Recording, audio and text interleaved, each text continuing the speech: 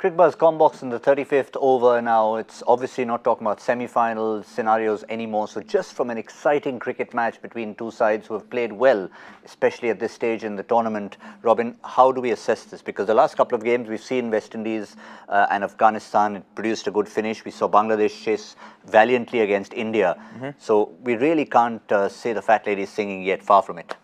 Yeah, yeah, they're still in the chance, but then they definitely need a partnership going, and they've lost wickets at regular intervals, and credit must be given to the Pakistan bowlers. They bowled extremely well. They bowled to their strengths, and like Zach Pai called it during the mid show that he'd be very keen to see how these three left-arm fast bowlers bowl, and they'll be really effective. He called it right. Yes, they've been extremely effective, well supported by Mohammad Hafiz, who started things off with his off-spin. And let's look at the Pakistan bowling here.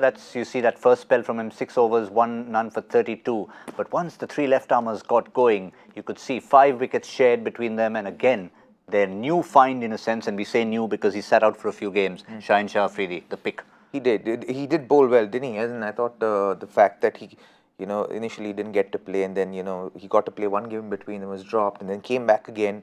I think that he spent some time working on what he needed to do as far as his bowling was concerned, and he came back and he's come back really strong. I think he looks good for the future for Pakistan, along with Amir. We'll have to see how much longer Babriya's plays, but then, everything looks like it's in good hands and it's in a good place. It's also in a good place for Bangladesh, except in this particular game in the context of winning it, because as Robin just said, what they really needed was the people at the top to support Shakib Al-Hasan. Tamim's been out of form. They needed Mushfiqur to stay on a little bit longer, Litton Das even. Now that it's come down to Mahmudullah, and we know that batsmen even lower than this can do it for them, but they'll be expecting a little too much for a repeat of what happened against India when they almost got there. Well, yeah, as in they don't have, as in after this pair, they don't have much batting left. You just have... They've got Saifuddin and Mehdi Hasan Miraj. Which is the one addition, remember, from the India game, because that day Rubel was playing. So maybe one extra batting... but then you see that they don't even have those 50-run partnerships. They don't have those big partnerships. Not even one. I think possibly just one 50-run partnership if you look in there. Maybe it's just about one 50-run partnership. You needed much more than that when you're chasing 300. You need 2 or 3. A couple of 15-run partnerships and 100-run partnership, for you to successfully chase a 300-run score. So just going by, what you look at while reading a game, you can tell that they're not in a good place as far as this game is concerned.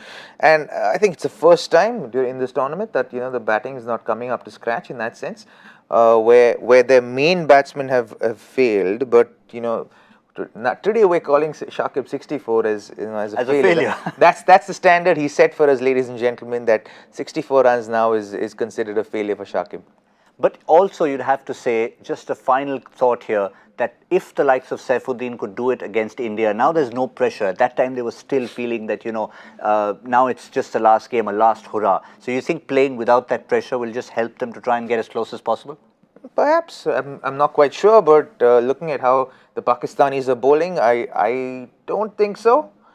Even though I backed Bangladesh to win this side, but I don't think, given the bowling lineup and the batting that's left for Bangladesh, I don't see that kind of happening.